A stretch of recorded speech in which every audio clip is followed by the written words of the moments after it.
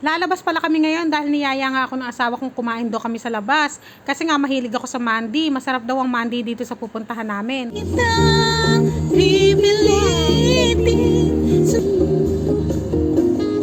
At ayan, pagkatapos ko nga mag-concert ay nakarating na kami. Buti na lang nitong dumating kami ay may mga bakante pa kasi sobrang dami kumakain dito, as in punuan talaga siya. Tapos ang name pala ng restaurant ay Ryan Mandi Restaurant. Hindi ko alam kung tama ba ang pagkakabasa ko, pero ang spelling niya ay Rayyan. At ito nga si Usman ay lamig na lamig daw siya kasi nga nakasindi aircon, di ba? Hindi sanay sa aircon na paghahalata tuloy.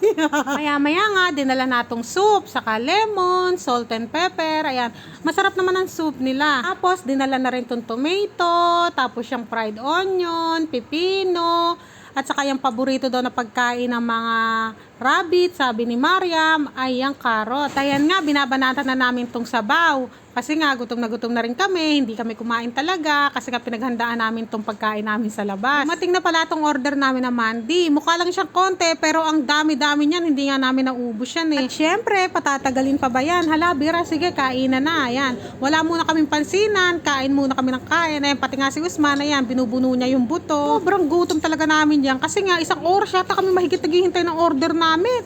Nakalimutan niya yung order namin, pero siguro sa sobrang dami lang kumakain. Kasi nga, ang dami pang mga nakapila, hindi pa sila makaupo kasi sa sobrang dami talagang kumakain. May mga table din naman dito, pero kami nga, dito namin mas pinili. Kadalasan naman, pag family, dito kumakain sa tago. Pero kahit hindi family, kung gusto nyo dito, abe, pwede dito, basta may bakante, diba? Kung saan ang trip nyong maupo, abe, doon kayo maupo. Ang sarap talaga ng kain namin dyan. Tingnan nyo naman si Usman, masarap na sarap din. Ang sarap din kasi ng fried onion, tapos may chili garlic, tas yung tomato nga nila. Pag pinagsama-sama mo, ay talagang napakasarap ba. At pagkatapos nga ng pagkahaba-haba namin pagkain, ay ayan, dinala natong sweet. Ayan, sweet ball ang tawag ni Usman dyan. At tingnan nyo nung si Usman, hanggang ngayon kumakain talaga siya.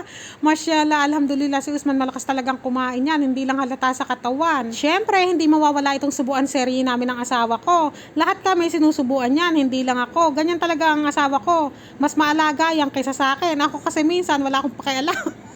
Eh, asawa ko maalaga talaga yan. Mahilig yan magsubo, ganyan. At ito palang dessert ay unlimited dyan. Kahit ilan ang gusto mo, dadalan ka nila. Tinatanong nga kami kung gusto pa ba namin. Si Usman nga, bulong ng bulong sa papa niya. Gusto pa daw niya. Eh, ang dami-dami pa naming sweet. Kaya sabi ko, tama na. Pag na lang naubos, saka na lang humingi ulit.